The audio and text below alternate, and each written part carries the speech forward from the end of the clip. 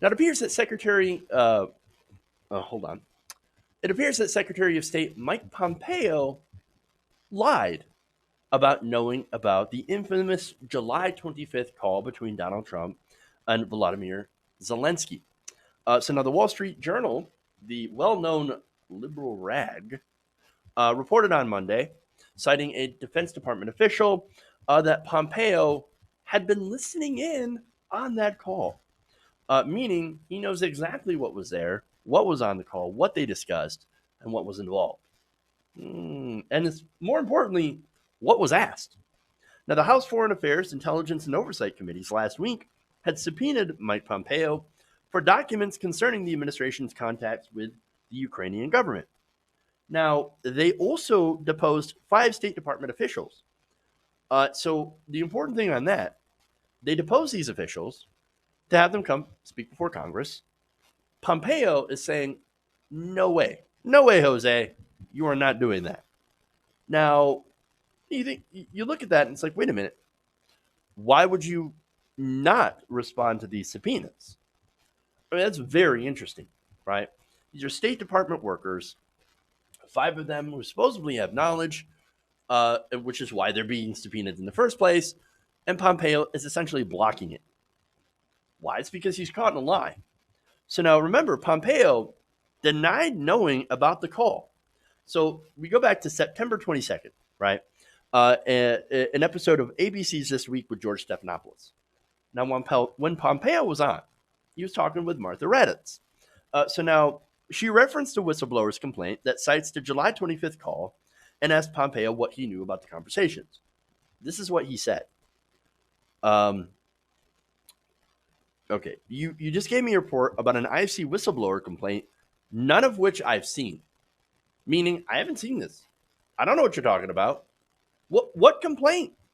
I don't get it. What is this? I've never seen it before. Later on, Raddatz said, "You say you know nothing about this, but let me ask you this question." The Ukrainian presidential readout of the conversation said they discussed, quote, investigation of corruption cases, which inhibited the interaction between Ukraine and the USA. The president tweeted Saturday, "It was perfectly fine and respectful conversation. Do you think it's, quote, perfectly fine to ask a foreign leader to investigate a political opponent?" Oh, by the way, just a side note, Trump said it's perfectly fine because if you read the the memo of that call, and it's not a transcript, it's a memo, you read that, and you can see Zelensky kissing Trump's ass throughout the entire thing. Oh, yes, I would love to buy missiles from you. In fact, I would love to buy more javelins. And also, remember when I stayed at Trump Hotel last time I was in the U.S.? By the way, my election, I said I was going to drain the swamp. On and on and on. A large amount of ass kissing, which now, by the way, Zelensky is now being called at home Monica Zelensky.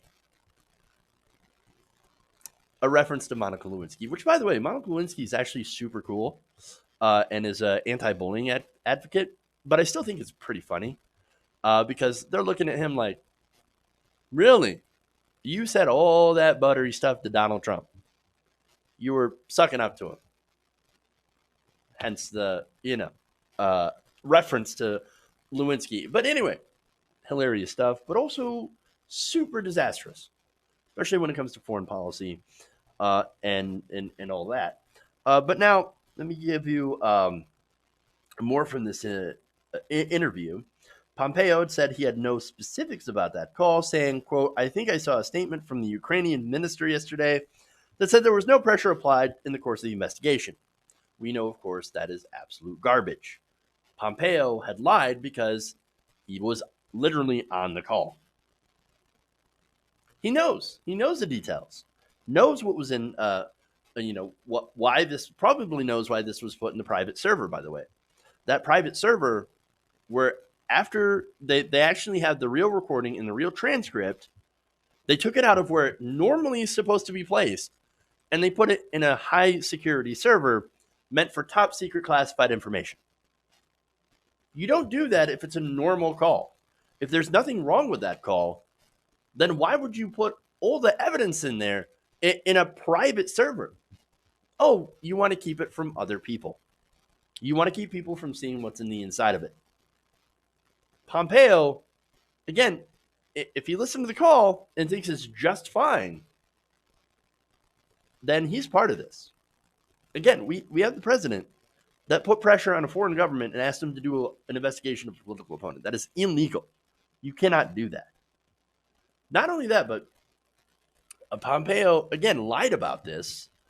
And who else, who knows what else he's been lying about? And now you have got this whole web of people that is being implicated in this situation, in this scandal. Attorney General William Barr, his personal lawyer, Rudy Giuliani, who says he's acting on behalf of the State Department, by the way, but he doesn't actually work for the government. I mean, at least Giuliani can say, look, I don't actually work for the government. I'm not part of this. I'm not abusing my power. I'm Donald Trump's personal attorney. It's kind of my job to do investigations. Okay, hey, look, if you want to do that, you want to do that, right? But you have Pompeo, you have William Barr, who are using their power to protect Donald Trump. And Pompeo especially lying about it. And then, so, look, the way that Pompeo is trying to protect Trump in this way, not only by lying, but trying to block those State Department workers from doing a deposition in front of the House Foreign Affairs Committee. He called it, quote, bullying and intimidation on his employees. Makes me wonder, what are they hiding? What do they know? Because he's acting like he knows something. Innocent people do not act like this. Do not hide this. So here we have another official in the Trump administration getting roped in to this disaster and doing as much as he can, lying and covering up for Donald Trump. Ask Michael Cohen how that worked out for him. Hey guys, hopefully you enjoyed that free video. Now I'm going to have to ask you a favor. Between the demonetization and the YouTube algorithm messing around with view counts, etc., we're having a hard time adjusting to the new YouTube reality, which is where you guys come in. See, we have a Patreon, patreon.com/TYTNation, set up to help us rely on you guys, the viewers, instead of big corporate ads. Look, you know the show. You know I'm not in favor of big corporations anyway. So help us transition away from relying on the ad model to pay the bills and sign up to be a patron, patreon.com/TYTNation. That goes a long way to help us keep the lights on. And you guys will know that you're supporting independent, progressive media.